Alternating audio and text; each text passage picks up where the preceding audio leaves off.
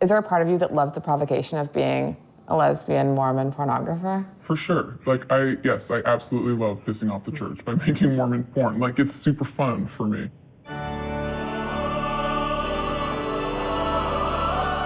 If you don't grow up Mormon, you don't realize that there's all these sexy things about it. But if you grow up Mormon, in this kind of repressed sexual environment, there's all sorts of things that are sexy about it. You may not realize, the fact that I'm about to show you the screen thing is, it's very secret. When you get your temple clothes from the temple, you don't show them to anybody, least of all non-Mormons. I'm being very blasphemous right now. You are. Any Mormon who sees this is going to die. And action.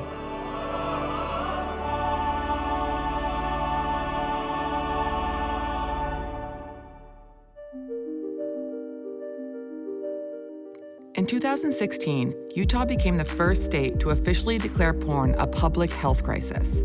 Making waves across the world. The BBC, Time Magazine, USA Today, even The Daily Show. All of them talking about a measure declaring pornography a public health crisis. This anti-pornography resolution claims that porn has a detrimental effect on brain function, contributes to emotional and medical illnesses, and causes deviant sexual arousal. Weird, porn has always been good to me. I guess that means I'm a psychotic pervert. It seemed like there was a lot of holes in this story, and I wanted to get to the bottom of all of them. So I started in the most logical place, a Mormon porn set. I'm here at a secret location, about to meet Brooke, who's the founder of the porn site MormonGirls.com. The pornography itself is actually quite funny and well-made and self-aware. I'm here to prepare you for my seed. And so I'm interested to hear what her take on it is, because she grew up in a Mormon community and has since left the church, and now, of course, is in this extremely stigmatized industry. Brooke has asked to remain anonymous. If she came out as being a pornographer, it might really devastate ties with her family and her entire community. So you grew up in Utah in a very religious family. Yeah, in a big Mormon family. So, what that means is, especially for someone like me who's gay, sexual, looking at porn, masturbating, all of those things were off limits, right? I also felt extra freaky because lesbianism doesn't actually exist in the Mormon consciousness. Were you feeling shame because of that, or did you somehow have a more liberated attitude? Yeah, I felt a lot of shame. I was very secretive about it. And porn kind of helped. It helped me explore my sexuality and figure out what I am, Right, it tells you what's on the menu, kind of. Yeah. Are a lot of the themes that you explore in your porn based on actual experiences that you had in the Mormon church growing up? I definitely use my upbringing as inspiration for different scenes on the site. For example, with President Oaks. You promise to honor and obey me? He's the general stand-in for a Mormon bishop. One of the things he does is he conducts 2 interviews each year with every member of his congregation. And they start young, at 12 years old. So every 12-year-old girl is alone in a room with this older guy, and he's asking her questions about her sexual behaviors, her thoughts, her desires. Have you ever thought about having sex with your brother? No. I've heard that President Oaks can be a real pervert, and I was nervous about being alone with him. I went through those interviews with my bishop. That's definitely inspiration for scenes. Also, I went through the Mormon temple. I wore that secret underwear. I went through the rituals where female temple workers doing rituals on my body where they slip their hands underneath my clothes and caress different parts of my body. That all works its way into the porn. This is where I keep all the Mormon gear. So this is your temple outfit. When you come of age, you stop wearing normal people underwear and you start wearing these special Mormon underwear. They call them garments. You wear them every day. So it's against your skin for your protection. Protection against what? Evil forces in the world. So you have your underwear, you have your dress, and then you're going to participate in some Mormon rituals. So there's this, which is a fig leaf apron. It's meant to represent the fig leaf from the Garden of Eden. So this is your modesty. The green apron and this robe, they're harder to come by. You can't get them if you're not, I talked about, that card-carrying Mormon. And how do you get them for porn, then? Various means. Sometimes our enthusiastic members who like are no longer affiliated with the church will send us all of their old temple clothes, all their old garments. Naughty. Yeah, super naughty. It's like a Mormon underwear black market. Yes, exactly. Okay, do you want to put it on? Sure. How do you think that the anti-porn resolution is going to affect people in Utah? I don't know. I mean, it certainly doesn't help people feel less shame around their sexuality, right? They're like just continuing down the path of like their super anti-sex worldview. There is like a fitting irony. I mean, Mormons, because of polygamy, are some of the most famous like sexual outlaws in American history. It's funny that you put this on people before they're about to film a porn scene. We like to give the authentic experience, right? Because for viewers who are Mormon, they're like, holy shit, they're actually doing the whole thing. You're Mormon! I've always wanted to be, finally. Now that I've become a Mormon, I'm gonna go interview Betty Davis, who's one of the stars of Mormon Girls. And also, Brooke is gonna direct us in a sort of pseudo porn shoot where she's gonna walk us through the Mormon rituals, and we're gonna see how it actually goes down on a Mormon Girl set. What do you think of the costumes? Because I actually think this bizarrely looks good on me. I like it. I was never really into this part, though. I thought that was a little bit weird. But like without this and without this, I might wear this. I think I would, too. What has been the reaction to your work with Mormon Girls? I mean, some people see it as like a negative thing towards their religion, I guess. But I think that's what makes it even better, because it's just defying all the rules, right? And it seems as though religion, if anything, makes people more slutty. I agree. It worked for me. Me too. All right. So, Carly, in this scene, you're going to be a virginal bride, and it's Betty's job to inspect you to make sure you're worthy for your husband. Shit. Yeah. So let's start with you putting your veil back over your face. There you go. And you're going to stand there, and now Betty's going to hold your hands and say to you, do you promise to honor and obey me? And then you don't answer. And then she's going to say to you, bow your head and say yes. Do you promise to honor and obey me? Bow your head and say yes. Say yes. Yes. All right, now before you go any further, you're going to come up to her very close and say, are you a virgin? And Carly, you're going to say, yes. Okay, and action. Are you a virgin? Yes. Are you sure? All right, cut. So what I actually want from you, Carly, is like a little bit more, you're like, yes, I am. Like, Okay. You know what I mean? Like you're not Maybe being make coy. me believe You're not being it. coy here. You're Yeah, like, yeah, yeah. you want her to believe that you didn't accidentally let your high school boyfriend slip a finger in. Okay. Are you a virgin? Yes. Are you sure? Yes. I'll be able to tell. I am. Is this allowed? Yeah.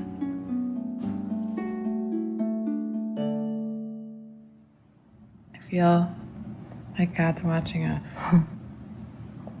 He told me it was okay. I just left the set of Mormon Girls, and I learned that definitely a big reason why Brooke makes the porn that she does is a reaction to the repression she felt growing up in the LDS Church. So now that I've learned the porn version of everything there is to know about the Mormon religion, I'm excited to get news about this anti-porn resolution straight from the source.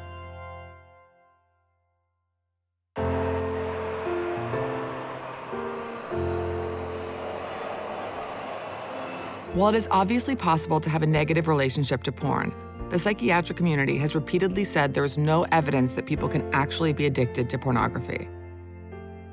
Do you think that there should be limitations put on pornography and like who can watch it and where it can be viewed online? I think pornography should be outlawed. I think that pornography is a cancer to society. Everyone should stay away from it to keep relationships pure. A lot of the porn stars are sex slaves, really. A lot of them are refugees and stuff that have been forced into it. Do you think that pornography is a public health crisis? I definitely think that something needs to be done to either stop it or just ban it altogether. There is truth that's established by God, and it doesn't matter what I think. And if he says this isn't appropriate, I really don't think anyone should participate in that. Do you think that pornography is a public health crisis? No, definitely not. Most of the people that live around here don't agree with you. True, that's very true. I'm here in the state capitol building in Utah, about to interview the senator. We're gonna get the rundown on this symbolic ban on pornography. He is a lawyer, so we know that he's not anti-First Amendment, but he does want to implicate restrictions on the ability of people, specifically young people, to view pornography. So, yeah, is that him? No, right? That's just someone in a suit looking Mormon. No, that is him. Is that him? Yep. That's him. And he's not just a senator. This anti-porn resolution has turned Weiler into a full-fledged celeb.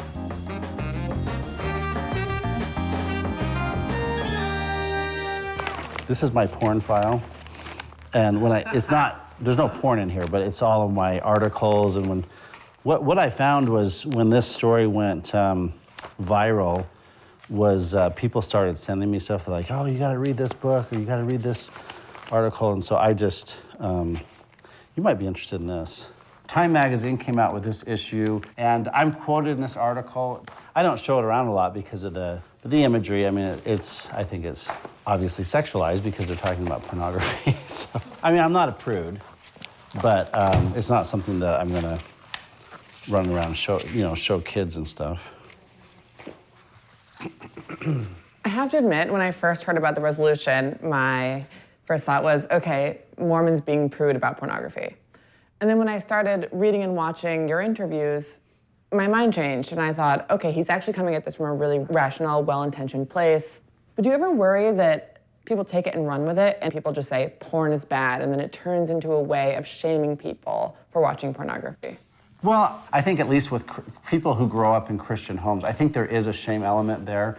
And I think that those people are much more likely to get addicted to alcohol or drugs as well as pornography because of that shame element. So I'm still trying to understand and learn about all these things, but clearly we need to talk about self-respect, self-esteem, self-image, and just respect for people, your own body and other people's bodies. So how do you define something as being a public health crisis? Is it based on anecdotal experiences, or? Well, we've declared opioid overdose as a public health crisis. We've declared teen suicide as a public health crisis. So what I wanted to do is run a resolution, and a resolution's not a law. We didn't create a law. It's more of a statement of intent to bring attention to this issue. And my objective continues to be to try to protect children from pornography. And so I think a lot of kids, they'll start looking at pornography out of curiosity, and they have no idea that this could have a hook on them, like drugs do with other people or the same people, and really kind of undermine their relationships, their marriages, sometimes their employment. I completely agree with you that we should try and prevent young children from watching pornography. Yes. Everything I'm doing is trying to say, let these kids grow up and be innocent. Let them be kids. If they want to be, if they become adults and they want to look at porn all day, it's America. They can do whatever they want. So I'm not trying to ban it. It's clearly a very loaded subject, which is why it's gone so viral.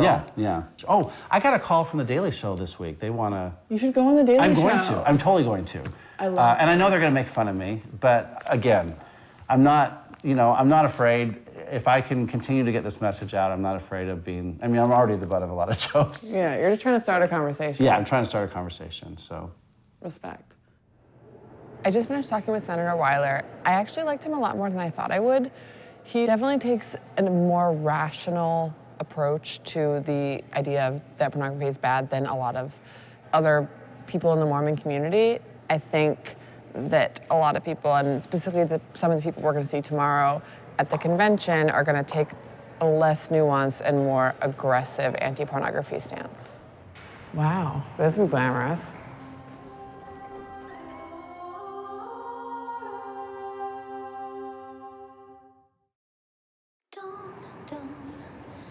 Finally, We've made it to Utah's Coalition Against Pornography, full of roughly 3,000 white people who claim not to masturbate. It's an all-day event, ranging from speakers like psychologists who preach that watching porn just once will destroy your life, to recovering porn addicts giving confessionals. I'm praying that no one's Googled me, and we're gonna talk to people about what they think about this anti-porn resolution. We're assuming that they're psyched about it, but let's see what's up. In this talk, I would like to talk about the essential reason pornography is wrong. Now, no one talk can cover all of the different facets, all of the things that need to be said, and I'm not going to attempt that. Instead, I'd like to focus on this one issue. Is pornography intrinsically bad, or is it just bad because of the consequences that result from it? And I'm going to be arguing for the former. Sexual desire is good, sex is good, and the body is good. The naked body is good. If it were, you couldn't degrade it. What are some reasons people give for thinking that pornography is wrong? It alters the way that you see life, the way you see women, the way you view sex in general, and it just prevents you from seeing things as they really are. Pornography itself causes you depression, shame, anxiety, dishonesty, isolation. I mean, I could go on forever. And it can also, because it rewires the reward centers, then it leads people to wanting it more and more. Drugs you can flush out, but memories you can't. We have a war of ideology now, and that darkness could easily take us over just like it could have in World War II. It's like the Nazis, and then communism, and then porn. Exactly, and then porn, well said. Yeah, Nazi communism and porn. Yeah, and you know what? I'm not willing to stand by and let that happen. I want to do my part to make a difference. And if you don't mind me asking, what religion do you associate with? I'm a member of the Church of Jesus Christ of Latter-day Saints. The Mormon religion. Yeah. I am a member of the Church of Jesus Christ of Latter-day Saints. Yeah. Mormons. Yeah. Yes. Oh, yeah. We were told like 5 million times that this convention was non-denominational and that it wasn't a Mormon thing, but I mean, we barely met any single person that wasn't LDS Church, so it was a Mormon thing. If you personally come to the conclusion that you need to end the relationship or put a relationship on hold because of pornography behavior. We're at the youth panel of people who are recovering from porn addiction, so we're gonna try and talk to the guy in the purple. He is in his early 20s and he's a recovering porn addict. That baby is trying to steal my phone. Excuse me? No. Bitch. Nice to meet you. Yeah, hi there, how are you guys? So nice to meet you. How do you know if you're a porn addict? Like, what are the signs? You watch it, you want to stop, you feel like you can't stop, you feel like you're trying to get help, but you feel like you need it and you can't stop. So I'm not talking to the recreational guy who watches porn and whatever a few times a week. So watching porn a few times a week is actually fine if it's not affecting you? I wouldn't say that. I would not personally say that. My name's Natalie. I work with Fight the New Drug. We're a nonprofit organization that educates on the harmful effects of pornography. We're just looking to raise awareness and educate specifically young people.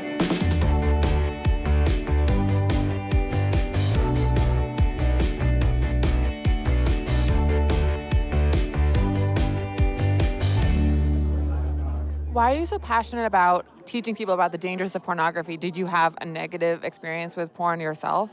That's a great question. So personally, I never struggled with pornography, but as a heterosexual female in my relationships, I did date a lot of people who struggled with it, and it certainly impacted, you know, the ways that they thought about me, the things that they expected of me because of what they had seen in pornography.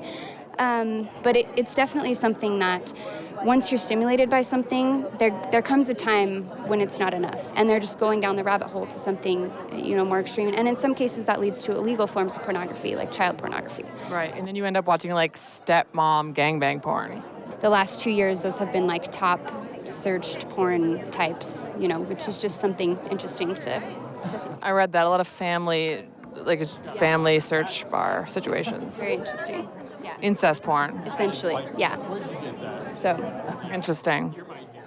Thank you very much. Yeah, absolutely. Is Yeah. there anything else? Yeah, I want to get a t-shirt. Let's get your t-shirt.